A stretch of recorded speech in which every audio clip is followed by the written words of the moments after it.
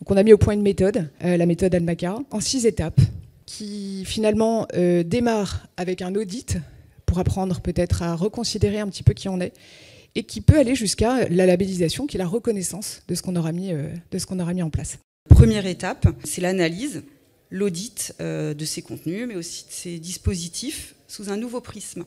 Là, on va vraiment chercher à réinterroger ces habitudes de communication. Pour résumer, tout ce que je mets en place, est-ce que c'est vraiment nécessaire? Est-ce que ça porte bien ses fruits? Comment je pourrais faire autrement? Alors sur cette slide, on a essayé de synthétiser, on a synthétisé une grille d'audit éco-contenu. Bien évidemment, ce n'est pas exhaustif. Alors l'audit pour apporter sur le patrimoine éditorial existant, sur les dispositifs, les campagnes, le déploiement, mais aussi sur les modes de production, les workflows. Alors tout d'abord, les messages. On va commencer par les interroger. Ce que disait Alix juste avant, ce que je dis en tant que marque, est-ce que ça correspond bien à qui je suis et à ce que je fais?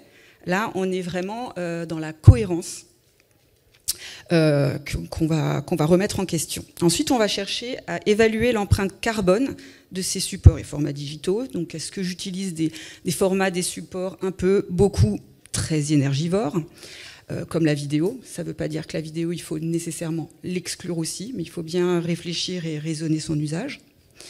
Idem pour le print. Est-ce que je peux par exemple limiter le nombre d'exemplaires que je vais imprimer? Est-ce que je peux limiter la matière première utilisée, le papier, en réduisant les blancs? Est-ce que je peux peut-être introduire des matériaux plus responsables?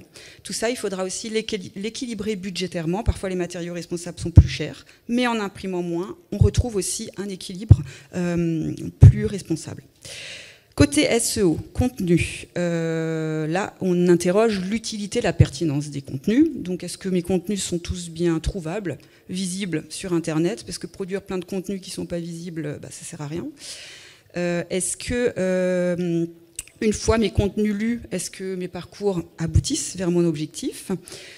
Sur le patrimoine de mes contenus, est-ce qu'il y a moyen de trier, de supprimer l'inutile ou de miser davantage sur ce qui fonctionne bien?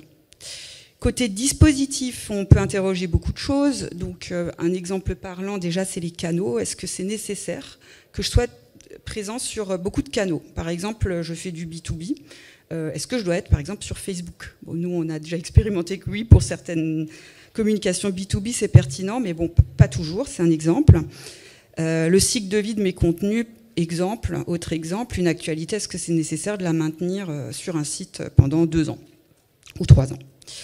Enfin, le volet gouvernance, mode de production, on n'a pas le temps de l'approfondir aujourd'hui, mais c'est vrai que il y a une réflexion forcément à mener sur toutes les personnes qu'on intègre dans un projet, les parties prenantes qu'on va intégrer. Pour vous donner rapidement un exemple, sur la partie workflow, outils partagés, mode de production, c'est quelque chose qu'on a expérimenté avec Michelin, qu'on a accompagné sur l'organisation de sa Digital Week, c'est un événement interne.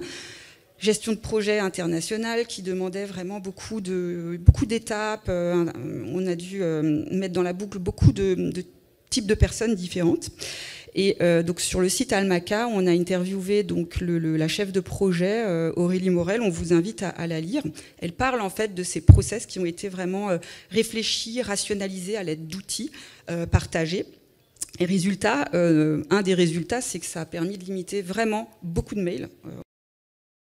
Alors, réinterroger ces habitudes de communication, ça passe forcément par une réorientation des KPI. Pas tous, puisque les KPI traditionnels restent toujours utiles, valables, mais on va aller parfois vers des KPI plus qualitatifs, mais qui seront aussi parfois plus difficiles à justifier envers sa hiérarchie. Alors, par exemple, les nombres de pages, le nombre de pages vues, le temps passé, bon, c'est un peu basique, mais souvent on cherche à les augmenter, à les optimiser, mais dans certains cas, il peut aussi être pertinent de les limiter. Par exemple, en passant moins de temps sur une page, même une page de contenu, ça peut aussi vouloir dire que l'expérience utilisateur a été plus efficace. Et pour finir cette partie d'audit, d'analyse préalable, on ne pouvait pas faire l'impasse de la note Eco-Index. Alors qu'est-ce que c'est ? C'est en fait un outil communautaire gratuit qui a été développé par le collectif Green IT, vous le trouvez sur Internet, et il permet d'évaluer pour une URL donnée ou un site donné la performance technique de la page web et du coup, par conséquent, sa performance, son empreinte plutôt environnementale.